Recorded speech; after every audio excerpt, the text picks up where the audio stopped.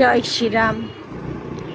সকাল সকাল মানে একদম সকাল সকাল না, সকাল সকাল বেরোনোর কথা ছিল কিন্তু বেরোতে পারিনি, অনেকটা লেট হয়ে গেল। 10টা বেজে গেছে বেরোতে।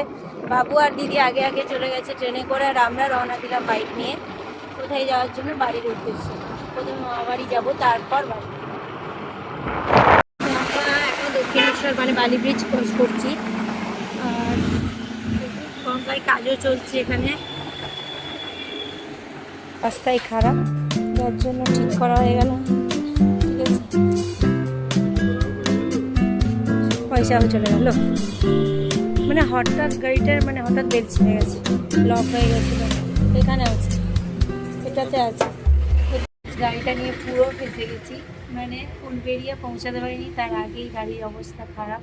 হঠাৎ করে গাড়িটার কী হয়েছে কিচ্ছু বুঝতে পারছি না, যার জন্য মাঝ রাস্তায় আমাদেরকে এখন দাঁড়াতে হচ্ছে। আর এখানে এখন গাড়ি সারাই চলছে, আদৌ কতদূর কী হবে কিচ্ছু জানি না, দেখা যাক কী হয়।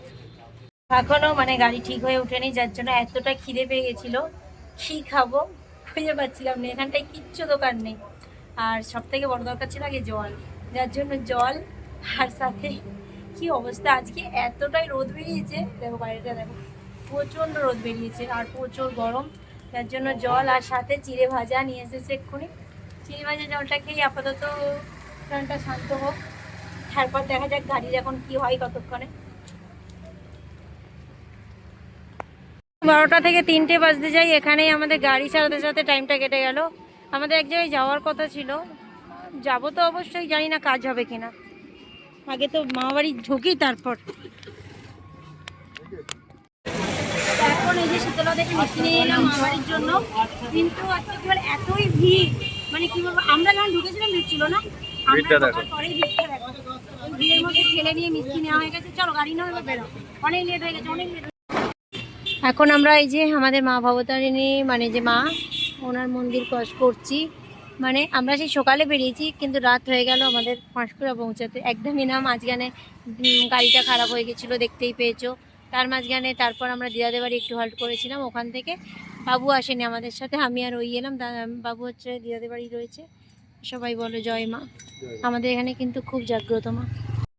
এইটা আমাদের পাঁশকুড়ার এই রেলপোল, এই যে রেলপোলের নিচে এই জায়গাটাই চপ ফেমাস। আর সেদিন চলে গেছে, বলো তখন তেলের প্যাকেটও তো ছিল 40 টাকা 50 টাকা, আর এখন হয়েছে 170 160। ওই সব চপের দাম এখন আর ভাবলে হবে না। 2 টাকা 2.5 টাকারও চপ ছিল তাহলে, আর এখন হচ্ছে দাম কোথায় থেকেছে বলো এখন।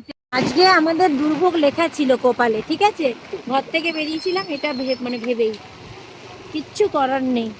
কারণ হচ্ছে সকালবেলাতে এক গাড়ি খারাপ, আর এখন পড়েছি আমরা বৃষ্টির মাঝখানে।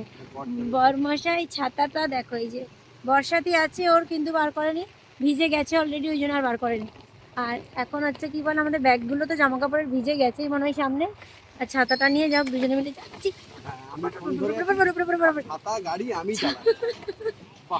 এই তুমি তো বললে, আমিই ধরেছিলাম ছাতাটা, বলছে তোমার হাত ব্যথা করছে দাও, দিয়ে নিজেই ধরেছে নিজে। এমনি রাস্তা আমাদের জঘন্য হয়ে আছে, গ্রামের রাস্তা আর শহরের রাস্তায় কি ভালো বলবো তাও ঠিক নেই, কিন্তু এখানের রাস্তা একদম জঘন্য, মানে চালাতে খুব কষ্ট।